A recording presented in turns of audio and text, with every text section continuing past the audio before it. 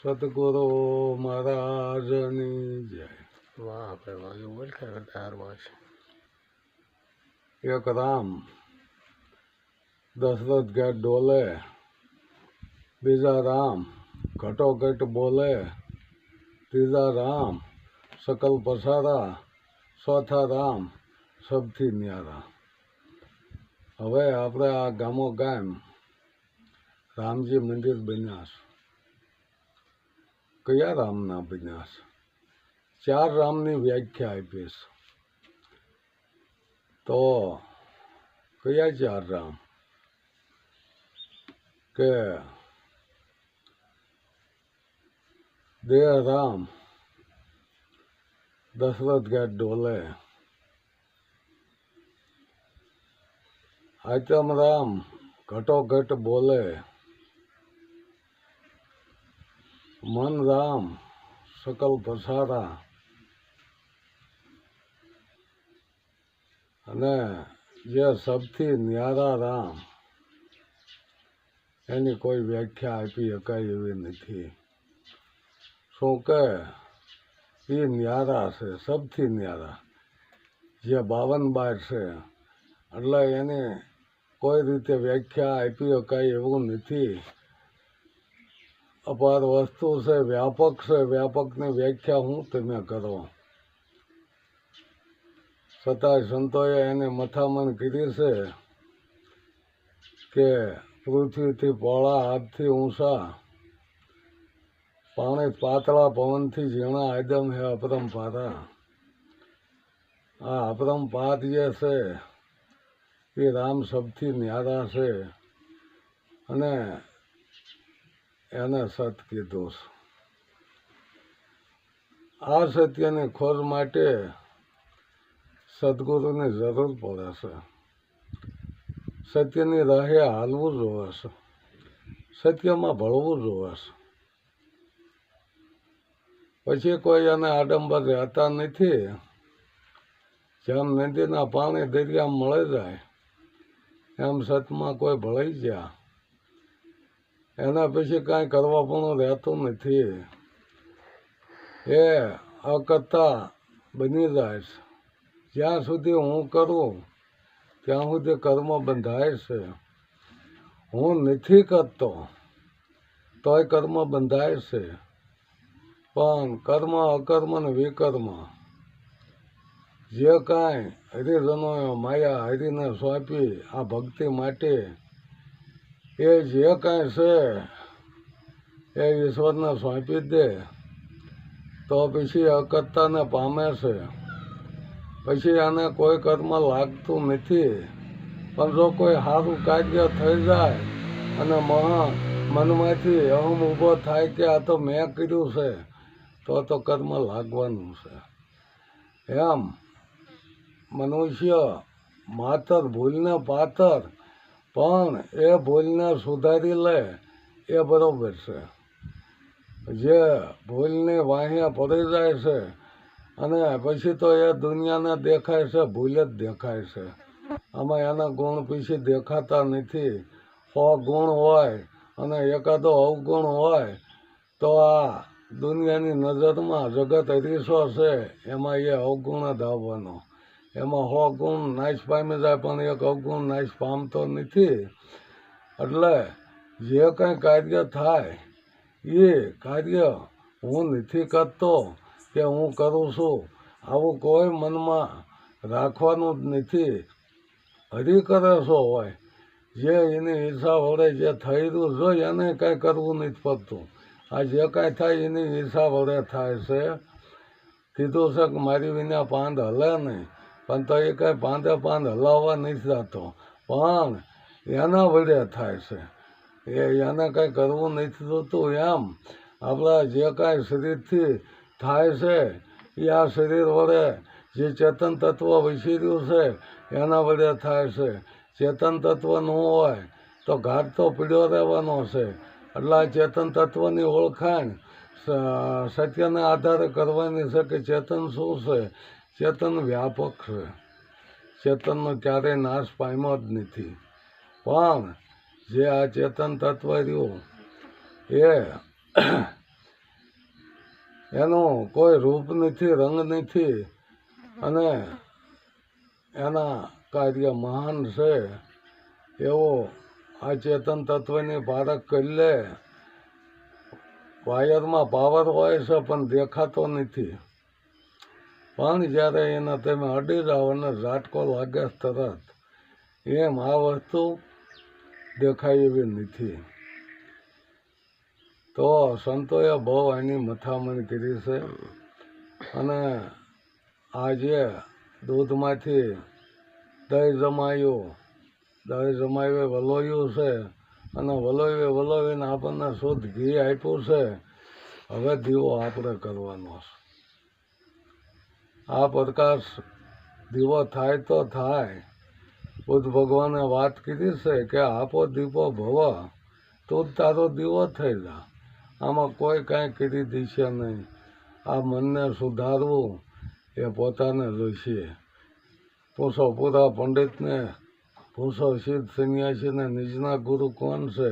જ્યારે પોતે જ પોતાનો ગુરુ બની જાય છે ત્યાં આ મન સુધરે છે. પણ જ્ઞાનનો માર્ગ, જ્ઞાન માર્ગ એ તો ધોરી માર્ગ છે. જો એ માર્ગે સડી ગયો હોય તો એ મનને મારી શકે છે, ને મનને મારવું કઠિન છે. જોકે એક વાણિયાએ બકરી પાળેલી, અને વાણિયા તો બુદ્ધિશાળી. ગામમાં ઢીંઢેરો ટીપાયો કે આ બકરીને પેટ ભરીને ધરવીને લાવે એને 500 રૂપિયા ઇનામ આપવાનું.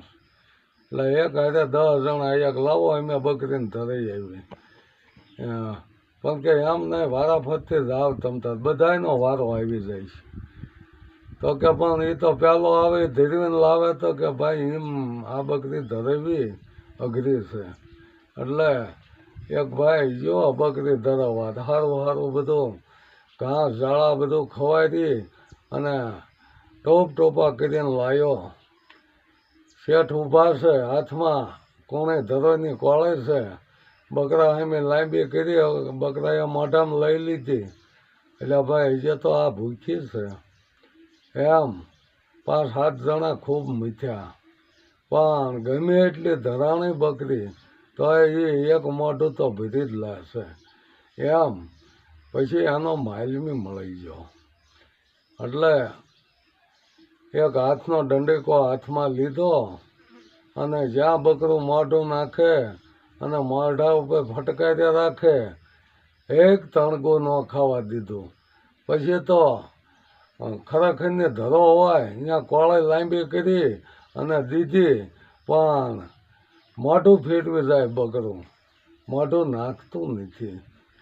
એ તો એમણામ ભૂખી, હાવ ભૂખી લઈને ગયો શેઠ પાસે કે લ્યો શેઠ તમારી બકરી પેટ ભરીને ધરાઈ જાય. શેઠે કોળે લાંબી કરી અને બકરું મોઢું ફેરવી ગયો. તો અહીં શેઠને એમ થયું કે ભાઈ આને માલમી મળી ગયો છે. એમ સદગુરુ આપણને જ્ઞાન રૂપી આ દંડો આપે છે. આ જ્ઞાનથી આ મનને જો ફટકારી રાખો તો આ મન વળે એવું છે, બાકી વળે નહીં. આ મન માકડું છે, સડે ને ઉતરે. જ્યારે કોઈ સંકટમાં આવે તો મૂંઝાય ને વળે પાછું છૂટું થાય, એટલે વળે કૂદાકૂદ કરી મૂકે છે.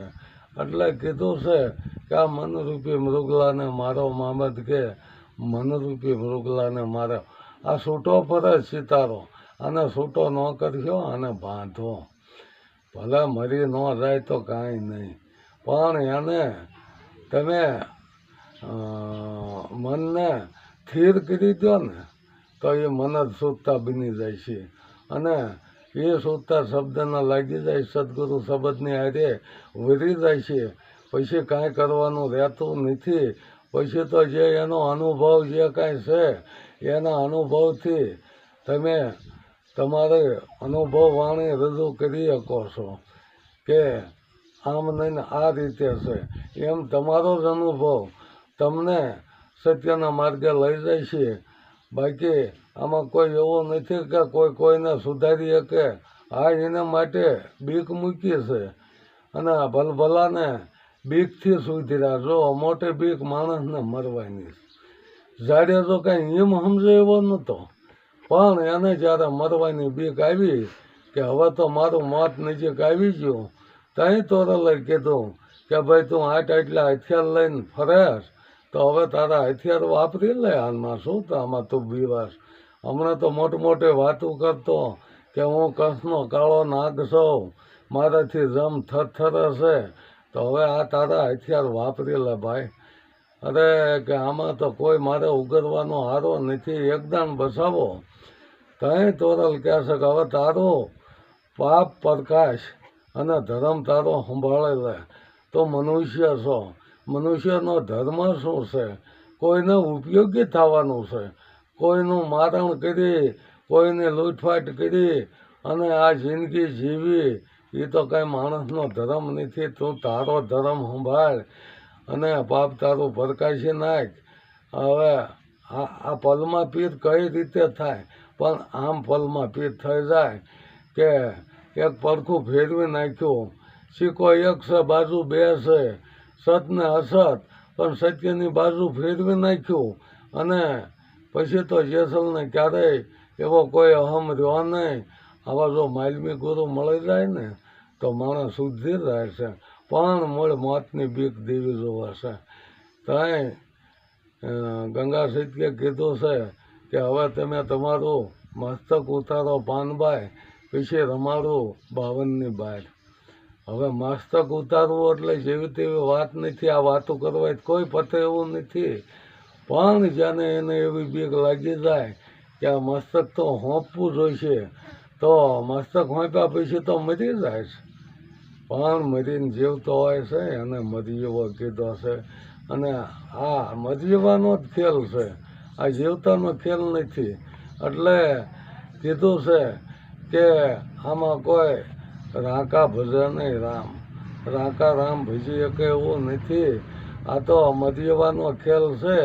કોઈ મરીવા એવા થઈ જાય કે જેને માન અપમાન એવું કાંઈ રહેતું નથી. આવા મરીવા તમે જુઓ. જેસલ કેવો જેસલ, હવે એને નામ સાંભળાતા છોકરા રોતા સાના રહી જતા, હાહાકાર મચી જતો. અને એ જો તોરલના કપડાં ધોવા જતો હોય તો એનો અહમ ક્યાંય ગયો બધો. શું કે આપાપણું જ મૂકી દીધું કે હું કાંઈ છે નહીં. આ જે કાંઈ છે એ સદગુરુ મહારાજની કૃપા છે, આમાં હું કાંઈ નથી. આટલો અહમ જ્યારે મુકાઈ જાય છે બોલો. હવે આમાં એ પાછો જ્યારે એને થોડોક સંશય ઊભો થયો તો એક ડાઘ રહી જાય છે. ત્યાં તોરલ કહે છે કે જેસલ હજી થોડોક કોંટો ફૂટે છે, હશે કે એને સુધારી લઈશ. હું કે એને સુધારી લઈશ. ત્યાં તોરલના વાયક આવે છે અને જેસલને એનો વિરહ ખમાતો નથી. જોઈ લો આ કઈ હદે પૂગી ગયા કે જેને દેહ પાડી દેવાનો વિચાર આવી ગયો કે હવે આ વાયકથી ત્રણ દીએ તો પાછા આવશે નહીં, હવે મારે દેહ પાડી દેવો. આ વિરહ આવો થાય છે. એમ જ્યારે પરમાત્માનો વિરહ જાગે છે ને ત્યારે એને મળે છે. આ વિરહ વિના કોઈ વાત થતી નથી. પ્રેમ વિરહમાં જાગે છે. જ્યારે જ્યારે વિરહ થાય છે ત્યાં એવો પ્રેમ ઊભો થાય છે. એટલે પ્રેમ વસ્તુને પારખી લેવી. પપ્પા કોઈ પ્રેમ તત્વ પરખાવે એની તોલે બીજું ના આવે. આ પ્રેમ છે ને અહીંયા વ્યામ નથી હોતો, પ્રેમ બ્રહ્મ સ્વરૂપ છે. એટલે જેને જેને પ્રેમને પકડીને બેસી જશે અહીંયા કોઈ એને વ્યામ રહેતો નથી. એમ જે આપણે આ વાત કરવી છે કે આ તો પ્રેમીજનને ભાવે, ભક્તિ પ્રેમીજન હોય એને ભાવે, વેમીને ભાવે નહીં. વેમીને તો હું ને મારું જણાય. સત્તાર સાહેબે કીધું ને કે વેમની વાટે કોણ જાય, જ્યાં જણાય હું ને મારું. અમે તો પ્રેમ પંથના પરવાસી શિવી અને પ્રેમી અમારું નામ છે. એમ એવો પ્રેમી જ્યારે બની જાય છે ત્યારે એને કોઈ સંશય રહેતા નથી અને બ્રહ્મ સ્વરૂપમાં ભળી જાય. સદગુરુ મહારાજની